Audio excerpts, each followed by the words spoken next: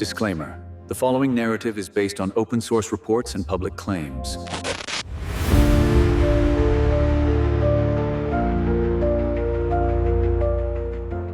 In recent months, a new pattern has started to emerge from frontline reports in Ukraine.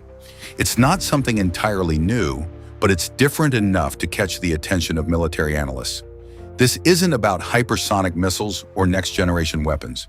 Instead, it involves a heavy air-dropped bomb from the Soviet era, the FAB-3000.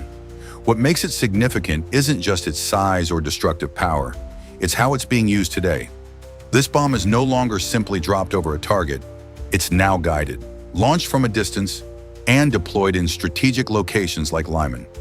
To understand why this matters, we need to look deeper, not just at the weapon itself, but at the thinking behind how it's being used.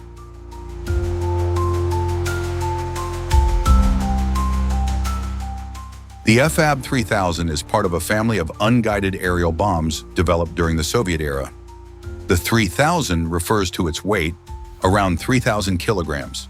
That immediately places it in the category of heavy bombs designed for large-scale destruction. Weapons like this were never meant to be precise. Their purpose is simple: create massive damage through blast pressure and shock waves. Traditionally, bombs like the FAB-3000 were used against large targets, industrial complexes, fortified positions, or areas with concentrated troops. But despite its power, it had a fundamental weakness: accuracy. Without guidance systems, its effectiveness depended heavily on how close the aircraft could get to the target. The closer the aircraft, the better the chances of hitting the mark, but also the higher the risk. In modern warfare, where air defense systems are more advanced and widespread, that kind of approach becomes increasingly dangerous. That's why for a long time, bombs like the FAB-3000 were not always the preferred option.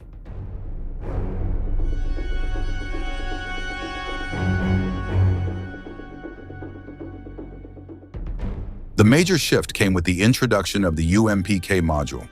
UMPK, or Universal Module for Planning and Correction, is essentially an add-on kit attached to conventional bombs.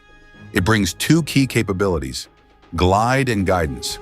With fold-out wings, a bomb that once fell straight down can now glide forward over a significant distance.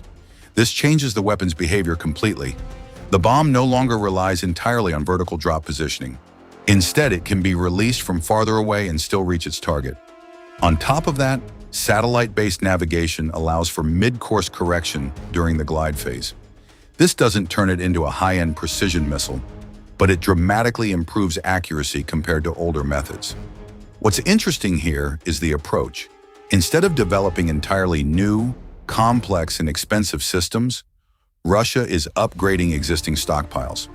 It's not just a technical solution, it's a strategic one, balancing cost, availability, and battlefield effectiveness.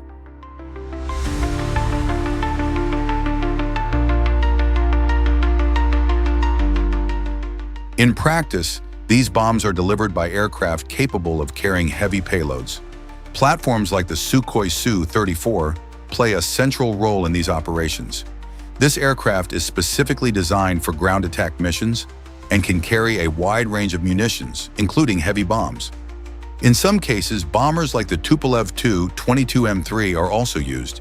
These platforms offer extended range and higher payload capacity, allowing them to operate at altitude and from safer distances. The process itself is straightforward in concept but requires precise coordination.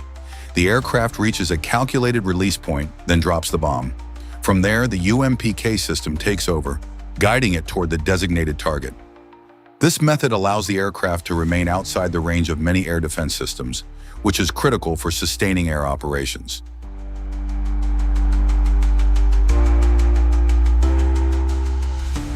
Lyman is not just another location on the map. It holds strategic importance due to its position within the Donbass region. From Lyman, access routes open towards Sloviansk and Kramatorsk, two key Ukrainian defensive hubs. Controlling or pressuring this area offers a tactical advantage. It allows disruption of supply lines, limits maneuverability, and creates sustained pressure on frontline defenses. In this context, the use of heavy bombs like the FAB-3000 can be seen as part of a broader effort to weaken defensive positions before any potential ground operations. Airstrikes with large destructive capacity are often used to degrade key positions, force repositioning, or reduce the effectiveness of enemy defenses. The impact of a FAB-3000 detonation goes beyond physical destruction. The blast generates a powerful shockwave capable of damaging structures even without a direct hit. The pressure alone can be lethal within a certain radius. But beyond the physical damage, there is also a psychological effect. Large-scale strikes create uncertainty and pressure for forces on the ground. Not knowing when or where the next strike will land can affect readiness and morale. In many conflicts, psychological impact plays a critical role. Weapons with large destructive power tend to influence more than just the immediate battlefield.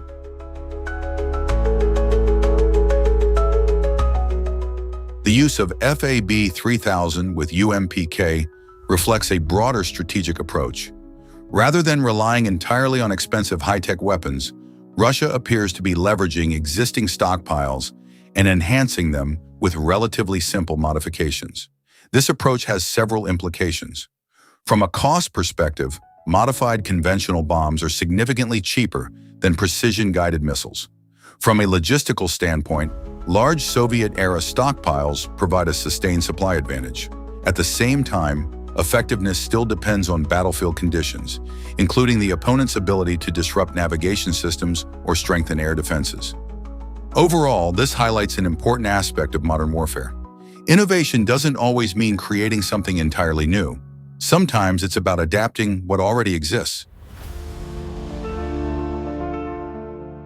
The strikes in Lyman offer a clear example of how warfare continues to evolve.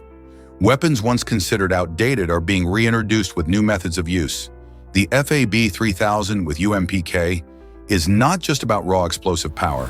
It represents how a relatively simple modification can redefine the role of an older system. And if this trend continues, future battlefields may increasingly be shaped by the combination of legacy weapons and modern adaptation.